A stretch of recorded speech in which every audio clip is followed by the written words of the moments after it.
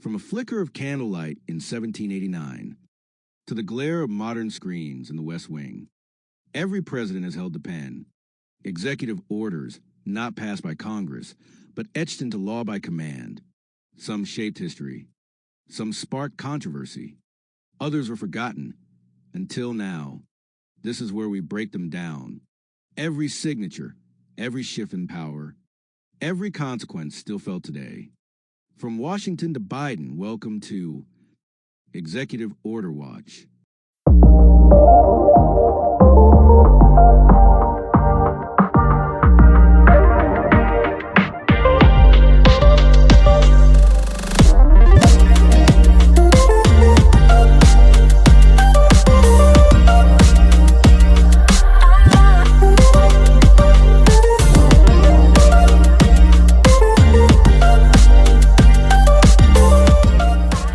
Democracy, we live for it. For democracy, we fight for it. For democracy, we've died for it. And for democracy, we watch it.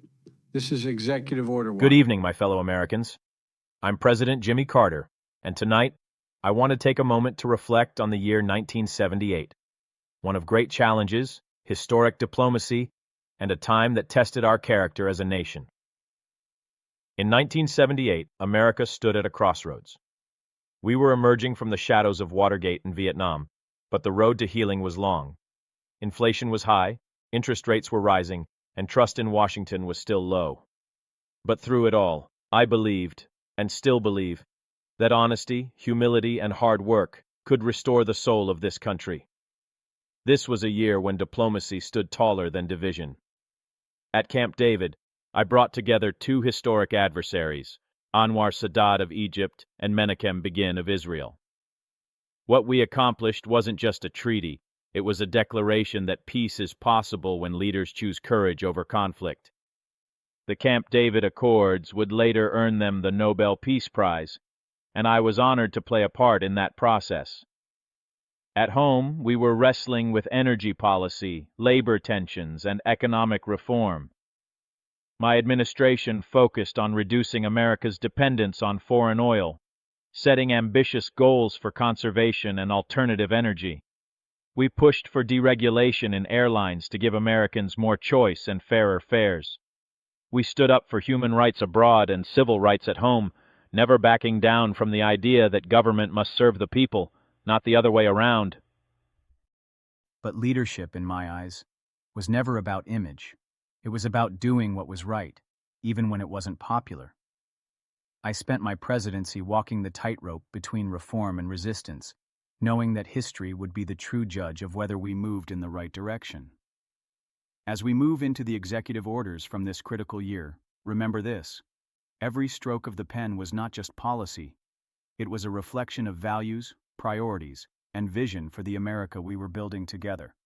Now let's take a deeper look at those orders and the lasting impact they had on both the people of this nation and the world we share. Executive Orders, 1978. Executive Order, 12,036 United States Intelligence Activities on January 24, 1978. Executive Order, 12,037 President's Commission on Foreign Language and International Studies on January 26, 1978. Executive Order 12,038 relating to certain functions. Transferred to the Secretary of Energy by the Department of Energy Organization Act on February 3, 1978. Executive Order 12,039 International Development Coordination on February 16, 1978. Executive Order 12,040. Establishing the President's Commission on Pension Policy on February 21, 1978. Executive Order 12,041 Environmental Effects, abroad of major federal actions on March 8, 1978. Executive Order 12,042 Federal Energy Management on March 10, 1978.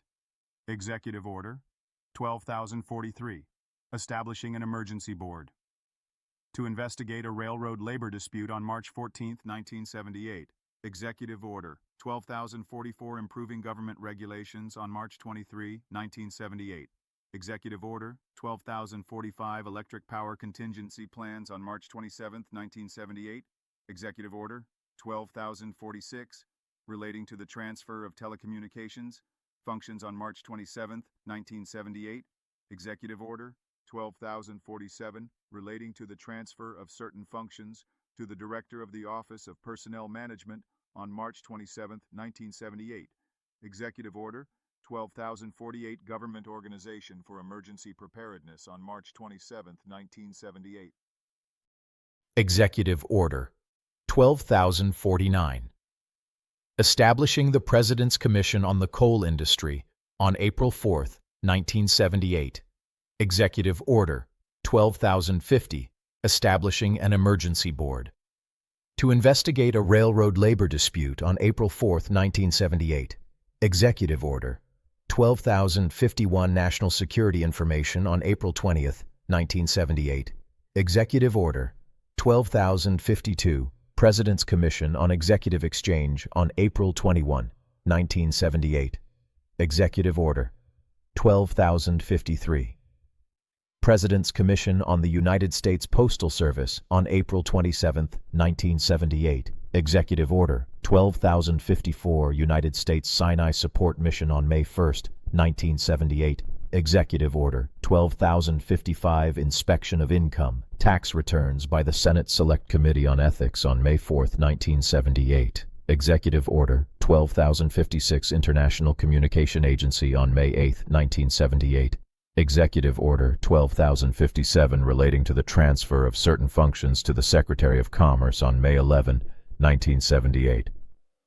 Executive Order 12,058 Urban and Community Impact Analyses on May 11, 1978. Executive Order 12,059 Office of Federal Procurement Policy on May 11, 1978. Executive Order 12,060 Reinstating Executive Order Number 11,248 on May 15, 1978. Executive Order 12,061 relating to certain relationships between the Department of Energy and the Nuclear Regulatory Commission on May 24, 1978. Executive Order 12,062. Establishing the Advisory Committee for Trade Negotiations on May 24, 1978. Executive Order 12,063. Equal Employment Opportunity in the Federal Government on May 28, 1978. Executive Order 12,064. Inspection of Income Tax Returns by the Senate Committee on Finance on May 30, 1978. Executive Order 12,065. National Security Information on June 28, 1978. Executive Order 12,066. Establishing the President's Management Improvement Council on June 30, 1978. Executive Order 12,067. Coordination of Civil Rights Enforcement on June 30, 1978. Executive Order 12,068. Establishing the Interagency Committee on Handicapped Employees on June 30, 1978. Executive Order 12,069 President's Commission on Pension Policy on July 5, 1978. Executive Order 12,070 President's Commission on Mental Health on July 10, 1978. Executive Order 12,071 Establishing the President's Export Council on July 12, 1978. Executive Order 12,072 Federal Space Management on August 16, 1978. Executive Order 12,073 Federal Regional Councils on August 16, 1978. Executive Order 12,074 Federal Urban Policy on August 16, 1978. Executive Order 12,075 Presidential Management Intern Program on August 16, 1978. Executive Order 12,076 President's Commission on the Coal Industry on August 16, 1978. Executive Order 12,077 President's Commission on the United States Postal Service on August 16, 1978. Executive Order 12,078 relating to federal disaster assistance on August 16, 1978. Executive Order 12,079 President's Commission on Executive Exchange on August 16, 1978. Executive Order 12,080 Termination of the Advisory Committee on National Growth Policy Processes on August 18, 1978. Executive Order 12,081 President's Management Improvement Council on August 18, 1978. Executive Order 12,082 Interagency Committee on Handicapped Employees on August 18, 1978. Executive Order 12,083 President's Export Council on August 18, 1978. Executive Order 12,084 Federal Regional Councils on August 18, 1978. Executive Order 12,085 Inspection of Income Tax Returns by the Senate Select Committee on Intelligence on August 29, 1978. Executive Order 12,086 Consolidation of Contract Compliance Functions for Equal Employment Opportunity on October 5, 1978. Executive Order 12,087 Coordination of Civil Rights Enforcement on October 5, 1978. Executive Order 12,088 Federal Compliance with Pollution Control Standards on October 13, 1978. Executive Order 12,089 relating to certain functions transferred to the Secretary of Energy by the Department of Energy Organization Act on October 18, 1978. Executive Order 12,090 President's Commission on Foreign Language and International Studies on October 25, 1978. Executive Order 12,091 Emergency Board. To investigate a railroad labor dispute on November 6, 1978. Executive Order 12,092 Stabilization of the Economy on November 2, 1978. Executive Order 12,093 authorizing the United States Sinai Support Mission to continue participating in the Sinai Field Mission on November 3, 1978. Executive Order 12,094 relating to certain functions transferred to the Secretary of Energy by the Department of Energy Organization Act on December 21, 1978. Pauline's Pizza, where we deliver happiness one slice at a time. What's your craving today? Yeah, hi. Is Seymour there? Oh, Seymour. I think he might be busy making our special pies. But hey, why not swing by the pizzeria? We've got a pie with your name on it. Anything else I can help you with? I was looking for Seymour Butts. Ah, I see. Well, if you're looking for Seymour Butts, he might be hiding behind a pepperoni slice. Anything else I can do for you today? No, that's it.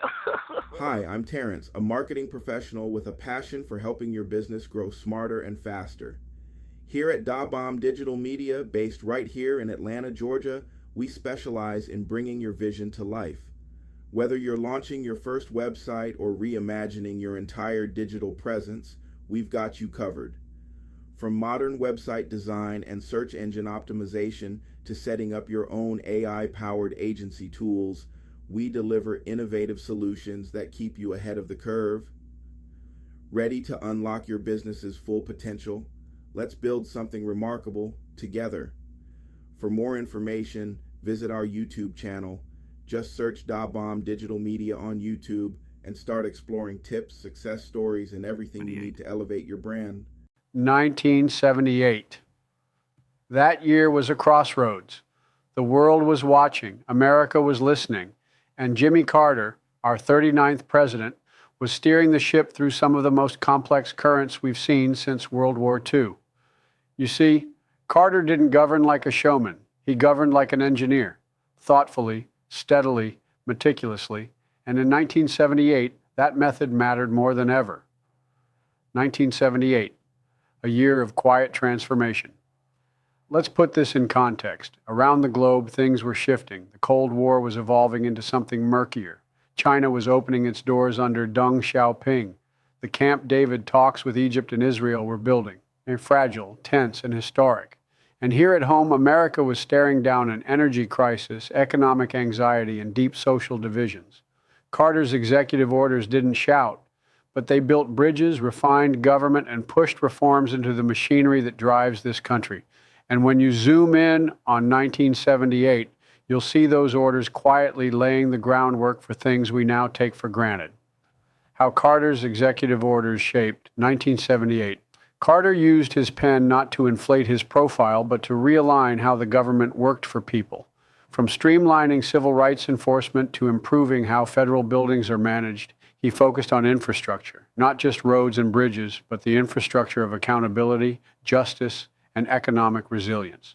He issued more than 50 executive orders that year, orders that reorganized federal procurement, formalized urban policy strategies, strengthened environmental standards, and created oversight on government regulations. Each one of these wasn't just policy, it was a signal that government should be competent, honest, and strategic. Events Carter's EOs helped or hurt in 1978. Now let's talk impact. That year we saw the early stages of stagflation and Carter's economic EO. This helped create the economic policy group framework we still use today. We saw a crisis of confidence in cities and infrastructure. His urban policy executive orders, like those related to federal regional councils and urban and community impact analyses, helped federal money reach underserved areas in smarter, more coordinated ways. And on civil rights, he didn't just talk the talk. He issued orders that coordinated enforcement across departments and consolidated equal opportunity compliance, ensuring agencies weren't working in silos, but in sync. But let's be fair, not everything landed. Some criticized Carter's regulatory oversight orders as too weak. Others felt his environmental efforts needed stronger teeth, but remember, he was playing the long game. Global ripples from domestic policy. Internationally, his EOs on foreign information services and communication strategy laid the foundation for modern public diplomacy, a soft power move we now see in the State Department's Global Engagement Center. He also kept the Sinai Support Mission going, ensuring America's commitment to Middle East peace didn't fade between summits. What it means for us today. Look around today, whether it's how we process environmental reviews, how we procure contracts for major infrastructure, or how we coordinate civil rights enforcement, you'll find Carter's fingerprints on it. Quiet, resolute, unshakable. In 1978, Carter wasn't campaigning. He was constructing. He wasn't pointing fingers. He was pointing forward. And the executive orders he signed that year still help define what governing with humility and purpose can look like. Coming up, the top 10. Now, I know some of you want specifics. So next, we're going to walk through the top 10 executive orders of 1978, each one a building block, each one with a story. Let's take a look together. Number 1, Executive Order 12,036, United States Intelligence Activities.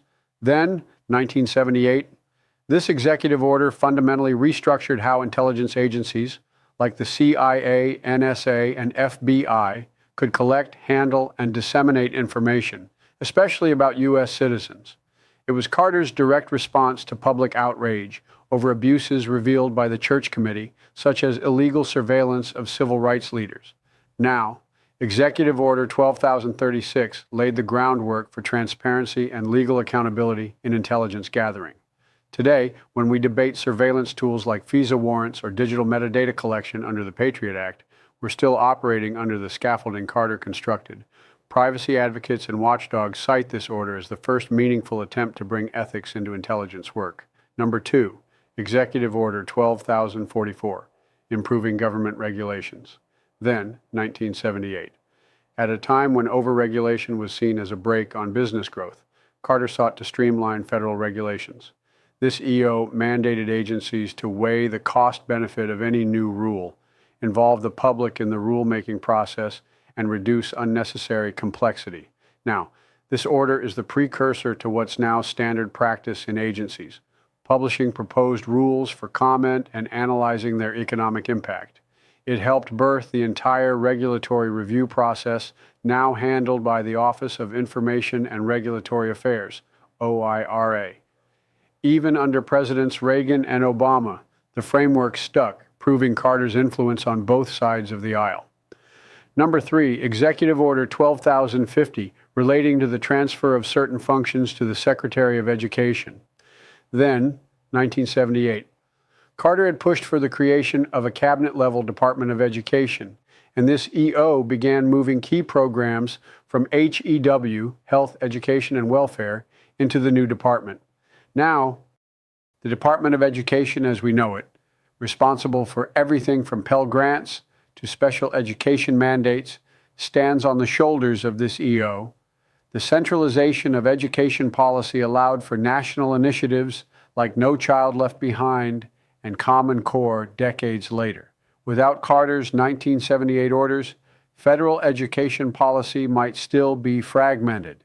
Number 4, Executive Order 12,086, consolidation of contract compliance functions for equal employment opportunity. Then, 1978, this EO unified all federal contract compliance into the Department of Labor. Before this, different agencies had their own rules, creating confusion and inconsistency in enforcing equal opportunity standards. Now, the Office of Federal Contract Compliance Programs, OFCCP, which audits companies that get federal money to ensure non-discrimination, was empowered by this EO. It's still enforcing fair hiring standards today, especially around race, gender, disability, and veteran status. Number 5, Executive Order 12,096, Federal Emergency Management Agency, FEMA, then 1978. This EO organized disparate emergency and disaster response responsibilities into a single agency, FEMA. Carter created it to fix coordination problems exposed during hurricanes, floods, and Cold War contingency planning. Now, FEMA's role in responding to 9/11, Hurricane Katrina, COVID-19, and wildfires is undeniable.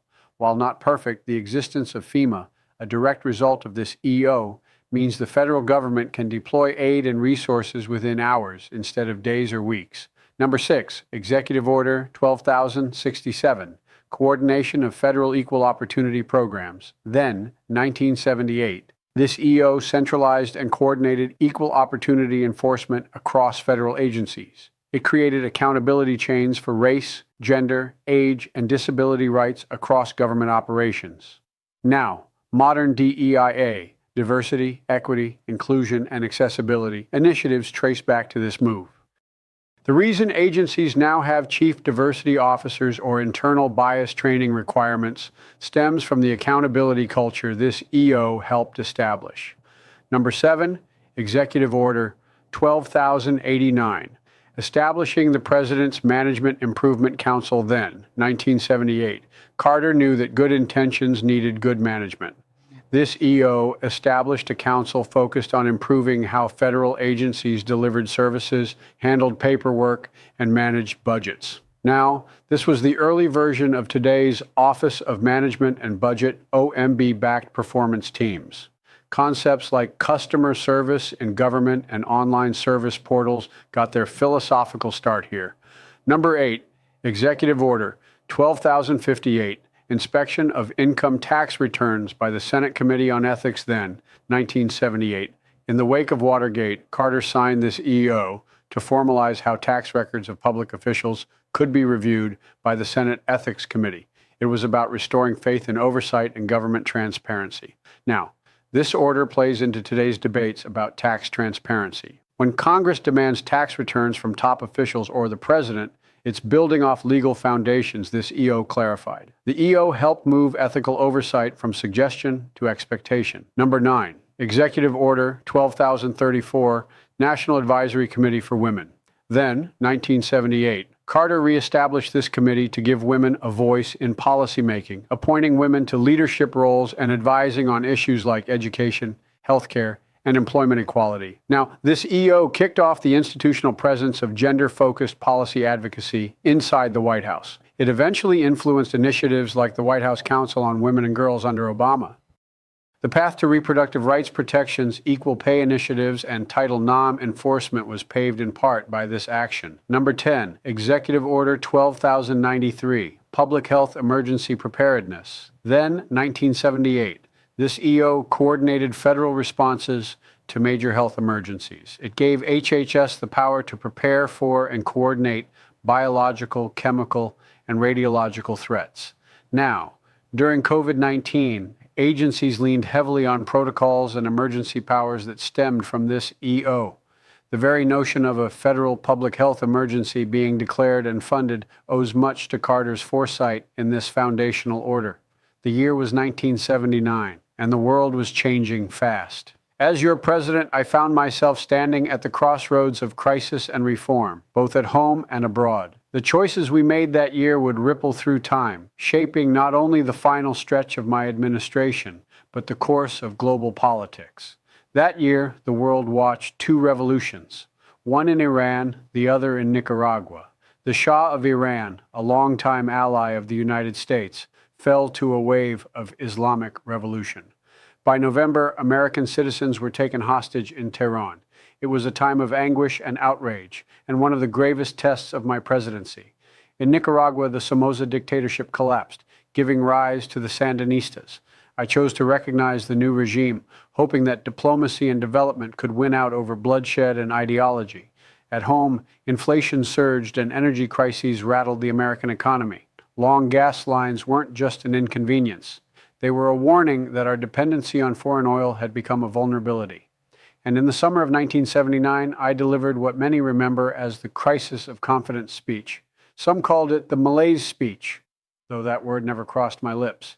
What I offered that night wasn't blame, it was a challenge. I asked Americans to look inward, to reclaim our sense of unity and purpose. I told the truth, even when it was hard to hear, because leadership, to me, meant honesty, even when it risked political cost.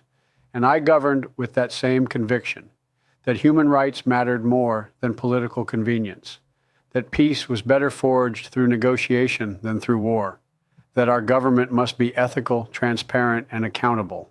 1979 was also a year of action. We worked hard to rein in inflation, to streamline regulations, and to prepare America for a new energy future. And while not every solution bore immediate fruit, many would lay the groundwork for long-term resilience. Now, while I've spoken of the crises and character of that year, what comes next is equally important, because 1979 wasn't just about reaction. It was about reform, about reshaping the machinery of government for a new era. And so next we'll walk through the executive orders issued in 1979, the actions my administration took to meet those challenges. Some were small changes that made big differences. Others laid the foundation for institutions still serving the American people today. Let's take a deeper look. At the orders of 1979, may you find yourself looking at them for yourself in the Federal Register to make up your own mind on how good or bad they were. Some write history with blood, some with laws, but the sharpest stroke comes from the pen. Executive power ain't just a tool, it's a weapon wielded by the few, affecting the many. They sign it, we live it, they order it, we obey it. Here, watching, digging, remembering, from the plantation to the proclamation, from internment camps to civil rights stands, from surveillance laws to student loan draws. Order can change your life, and you might not even know it, but now you do. So stay locked in, stay woke, stay sharp.